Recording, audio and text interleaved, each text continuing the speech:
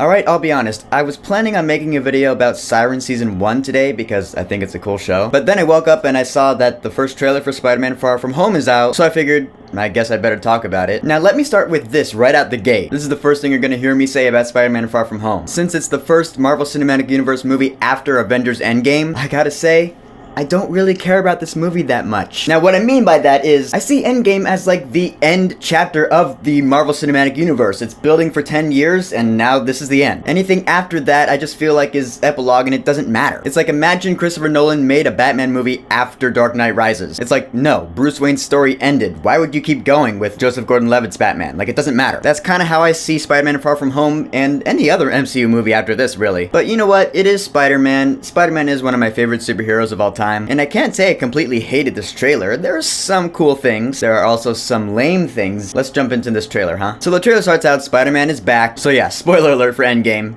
Spider-Man comes back, and I'm sure everyone else does too. Again, we already kind of knew that they would because, I mean, they're not gonna leave everyone dead, but this is like confirmation of it, and whatever. I do like the fact that Aunt May is actually cool with Peter being Spider-Man, because that just makes her a cool aunt slash mother figure. She's all high-fiving him and giving him hugs and shit. That's so cool. Like, that's so chill of her. And then you see that there may or may not be a spark between Aunt May and Happy Hogan, to which I'm like, who cares? And then you see that we finally have Spider-Man swinging throughout New York City, even if it's just a little bit, and we got to see a little bit of it in Infinity War as well, which I love.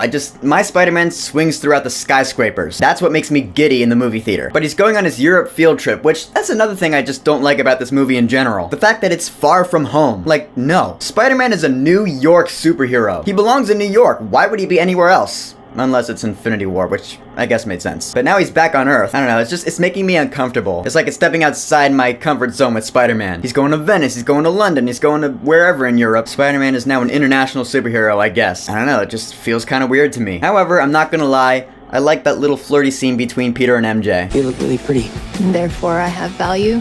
No, that's not right. I'm messing with you.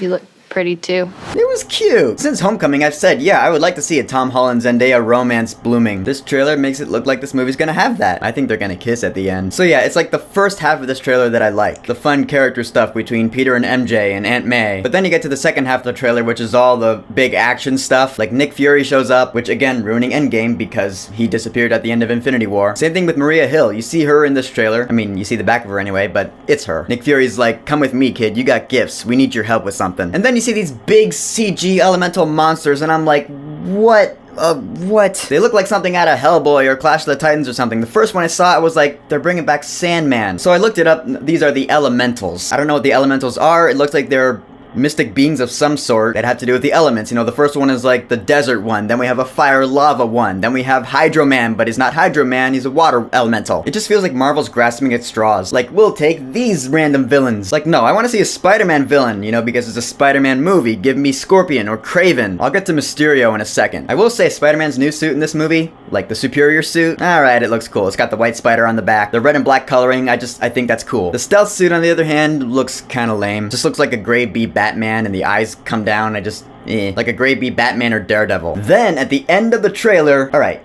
okay, I've wanted to see Mysterio in a Spider-Man movie for years and years and years of my life. Ever since Spider-Man 3. I was like, bring in Mysterio, because the visual possibilities with Mysterio are endless. So when I heard Mysterio was announced for Spider-Man Far From Home, I was like, alright, maybe this movie could be cool. Then they cast Jake Gyllenhaal as Mysterio, and I was like, okay, maybe. Then I saw him in this trailer, and I was like, You don't want any part of this. I always thought Mysterio would sound cooler, you know? Like a Doctor Strange-ish kind of vibe. Instead, he just sounds like Jake Gyllenhaal. And why are they showing him without the globe? Seriously. I don't like that. Give me the globe head. Which you do get. You see him flying in, fighting not Hydro Man. He's got his globe head, and I'm like, alright, it looks pretty cool. But the thing about Mysterio is that he's not an actual magician, he's an illusionist. He's smoke and mirrors, he's essentially the Wizard of Oz. This trailer makes it look like he actually does have powers, but then again, that is what it's supposed to look like, because again, it's smoke and mirrors. The Wizard of Oz is supposed to look like he is some other ethereal being, but it's an illusion. So alright, it does look cool, I have to admit it. So in the end, there are things I like and things I don't like about this new Spider-Man trailer. The Flash Thompson bit at the end is also pretty good. What is it with you and Spider-Man? What? He looks out for the neighborhood, has a dope suit, and I really respect him.